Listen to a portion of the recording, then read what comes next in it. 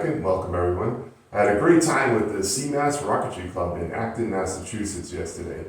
I got to fly these 4 rockets, so I want to do a quick review on how that went. Some of it was pretty funny, a lot of great flights, and then a cut to the videos covering each rocket, and I got some cool angles on each flight. So we'll start with this kind of Frankenstein Bullet Bobby version here. It's a BT-82, and I have 3D printed nose cone with 3D printed fins, and inside the nose cone I do have quite a bit of weight. I have an 18-inch parachute, and for the first flight I chose to use a Quest D20 White Lightning motor with the weight on the nose cone, and this thing flew great. Almost lost it in the cornfield, and you guys will see that in the video. I think I landed like 6 feet before it entered in there, and we were warned, your rockets go in that cornfield, probably gonna lose them. My second flight was with the Star Orbiter from Estes.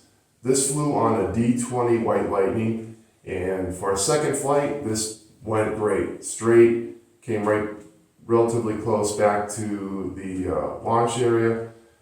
And I think the previous flight was on a D12, and I think both flights were pretty much the same altitude. I really like this kit. This is a great flying rocket, and I look forward to more flights. But honestly, I put an 18mm adapter in here. I don't know about flying this on a 29mm. I just don't know if you're going to get this back, or you have a big field to fly this on. So baby steps on that, but great flight here. The third flight was with this rocket from Flis Kits.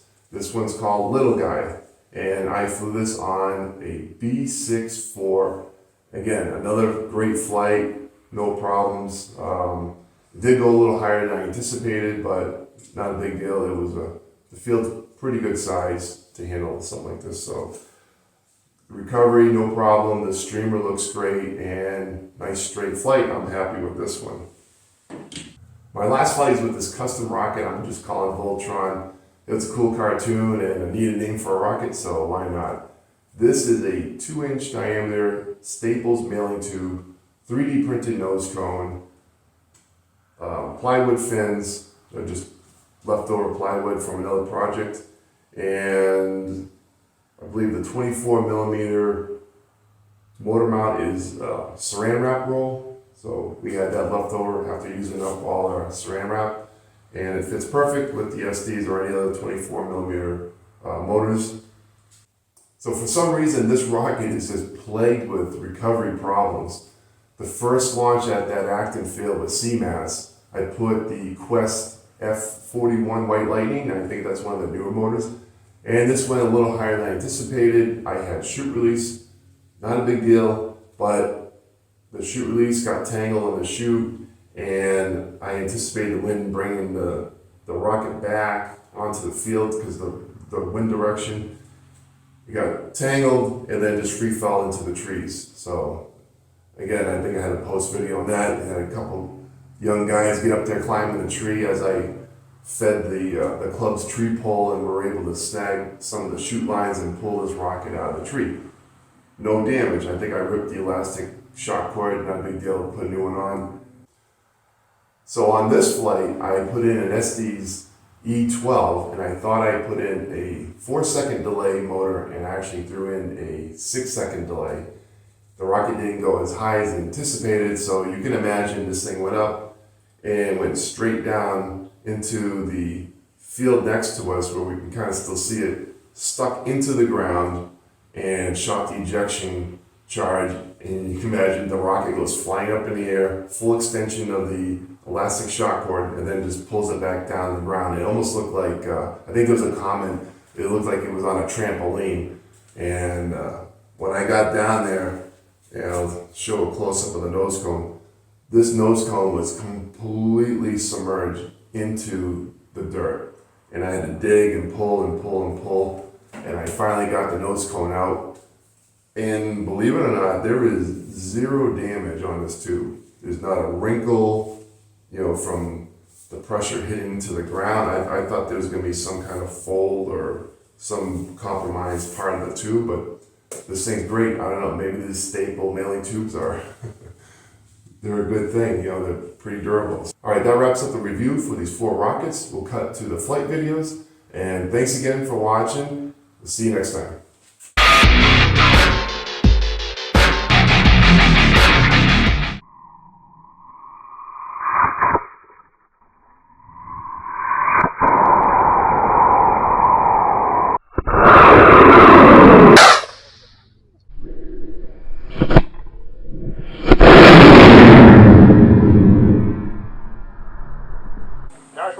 Has got the bullet, flying on a Quest D-20W on its first flight. Going up in 5, 4, 3, 2, 1, liftoff.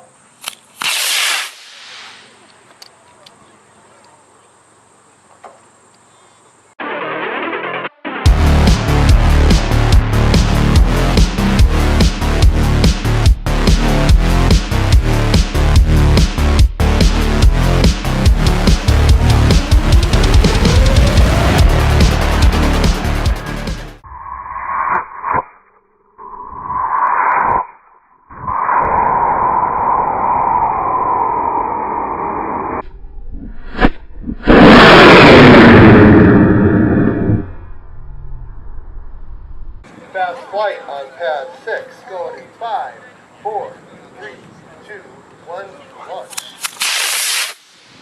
That is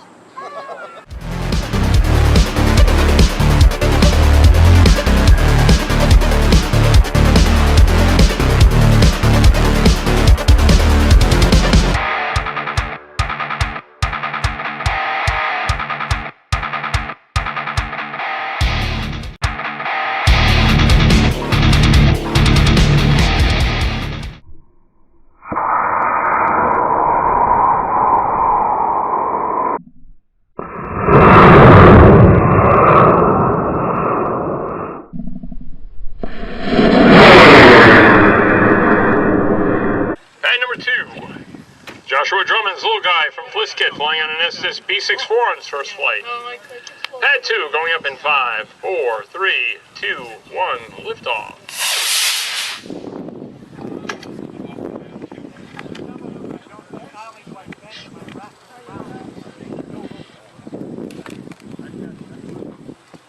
Pad number 3, Max has got the new booster flying on Estes C60 to a C.